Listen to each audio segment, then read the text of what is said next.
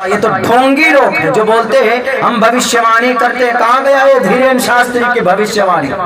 मैंने तो कहा था भी कलकत्ता के जलसे में, हमने कहा कि तुम भविष्यवाणी करते हो मूर्ख आदमी, तो भविष्यवाणी कहाँ चली गई? तुमको तो पता चल जाना चाहिए कि बालेश्वर के अंदर में 2 ट्रेन का हादसा होने वाला है।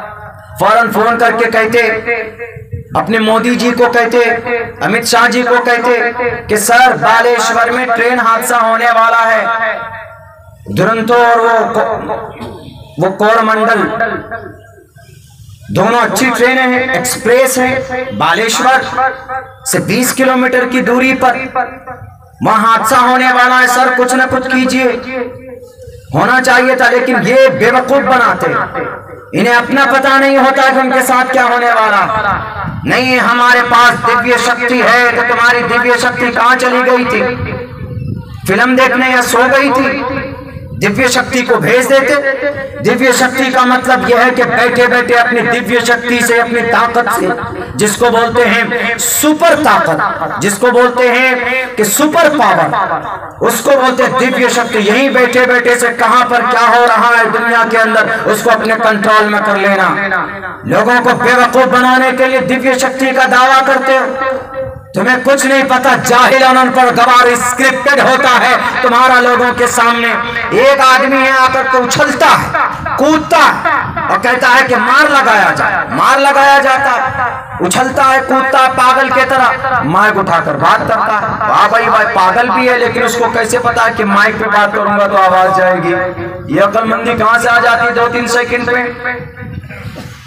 लोगों को बेवकूफ बनाते। अगर यकीनन तुम्हारे अंदर दिव्य शक्ति है, दिव्य शक्ति उसको हासिल होती है जो प्रार्थना और पूजा करते करते करते जिनके पूरे बदन के अंदर वाल्मीकि जम जाता है, जैसे रत्नाकर वाल्मीकि ने परिसर में किया था, इबादत की थी, श्री रामचंद्र जी के नाम का माला जपा था। तब जाकर 1100 साल तक एक दरख्त के नीचे बैठकर ईश्वर के नाम का उन्होंने माला जपा था, तब जाकर कुछ शक्तियां उनके अंदर आई थी। तुम्हें पैदा हुए हफ्ता 10 दिन नहीं हुए, 24 से 25 साल, और अपने आप को बताते हो कि हमारे पास दिव्य शक्ति है। तो पकड़ो ना अपने उन मुजरिमों को जिन्होंने तुम पर यह किया है, हमला करने का एक वो दिया है, उन्होंने थ्रेट दिया, धमकी दी कि धीरेन्द्र शास्त्री सुधर जाओ नहीं तो मैं तुम्हें मार दूंगा।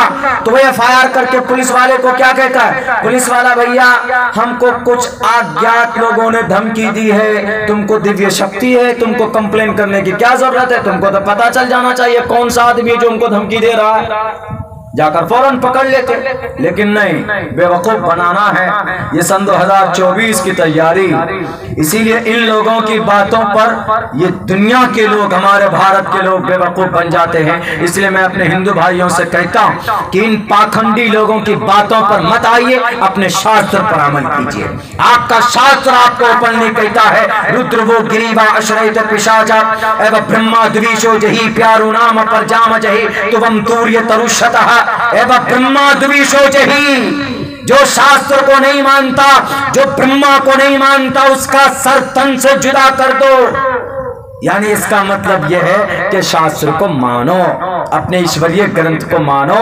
ये धीरेन्द्र शास्त्री झूठा है, लेकिन तुम्हारा शास्त्र अच्छी रहनुमाई करेगा। हम ये यकीनी तौर पर तो नहीं कह सकते कि शास्त्र में, शास्त्र ईश्वरीय ग्रंथ अल्लाह का कलाम है, ये नहीं कह सकते। अलबत्ता इतना जरूर है कि हजरत इब्राहिम को भी सहीफे दिए गए, हजरत नूह को भी सहीफे दिए गए, उनमें से उनके सहीफों में जो बातें थी वही बातें तकरीबन कई जगह पर शास्त्रों के अंदर मिल जाती है, वेदात के अंदर मिल जाती। हम अमल करते, हम हजरत नूह अलैहिस्सलाम की जो बातें हैं कुरान करीम में जिक्र किया गया, उनको हम मानते, उनका हम उन पर विश्वास रखते। क्यों? शास्त्र है, अल्लाह का फाइनल संविधान है कुरान करीम। हजरत नूह को कौन से, नूह का तरीका क्या था, कितनी कैसे मेहनत करते थे, क्या शरीयत थी उनकी, वो अल्लाह तबारक व तआला कुरान और सुन्नत के जरिए हम तक पहुंचाता है। हम बिलीव करते हैं इस बात पर। तुम भी अपने शास्त्र पर बिलीव करो, वरना ये तुमको लड़ाएंगे आपस में। बिहार के अंदर आते तो कहते बिहार के पागलों, पागल दिख रहा है बिहार का 12 करोड़ जनता।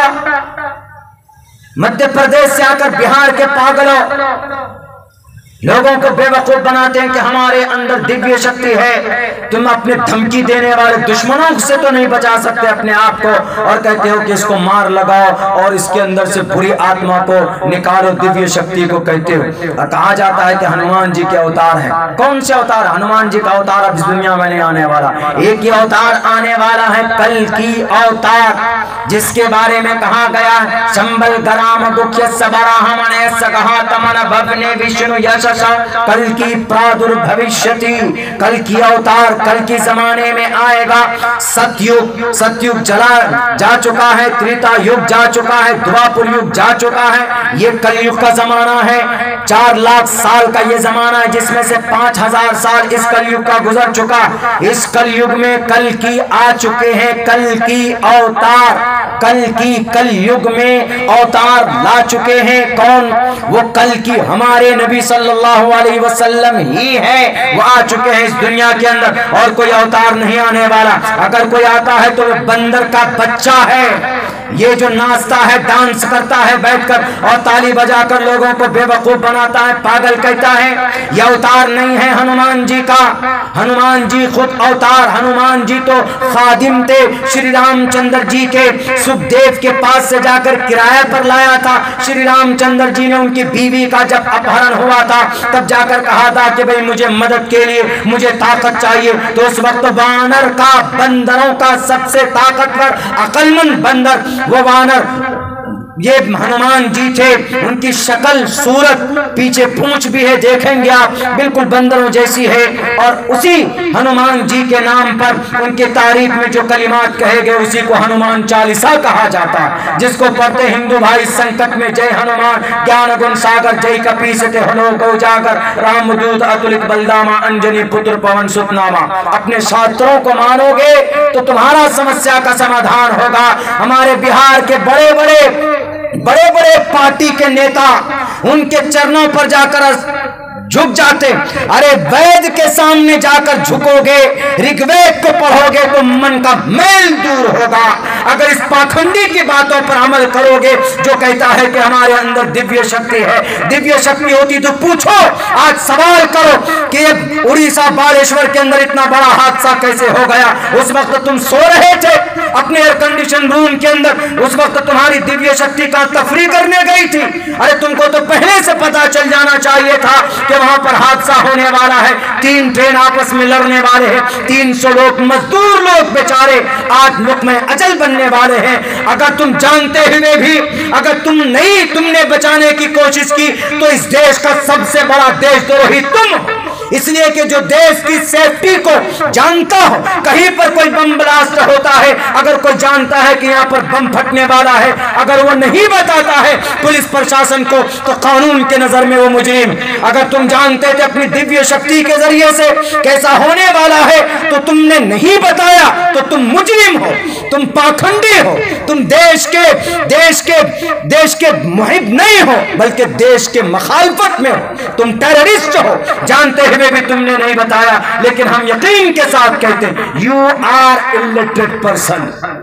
जितने श्लोक मैं तुम्हारा जानता हूं धीरेन्द्र शास्त्री जी, तुम कयामत की सुबह तक नहीं बता सकते। जितने मर्तबा तुम्हारी गीता को मैंने पढ़ा, 3 मर्तबा अब तक मैं अध्ययन कर चुका हूं पूरे गीता का, और कम से कम 3 मर्तबा वेदांत को पढ़ चुका हूं, 3 मर्तबा 7 शास्त्र को पढ़ चुका हूं, एक मर्तबा 18 पुराण को देख चुका हूं, अपने नजरों से गुजर चुका। मेरे लाइब्रेरी ऑफिस के अंदर चले जाइए, मेरी गैर मौजूदगी में ये सारी किताबें आपको एक तरफ से रखी हुई मिलेंगी। महाभारत हो, श्रीमद् भगवत गीता हो कि रामायण, पढ़ो शास्त्रों को तो ईश्वर का पता मिलेगा तुम्हें। अपने पाखंडी नेता के कहने पर, उनके नोटों पर पढ़ने से दिव्य शक्ति नहीं आ सकती। दिव्य शक्ति आती है अल्लाह की इबादत से।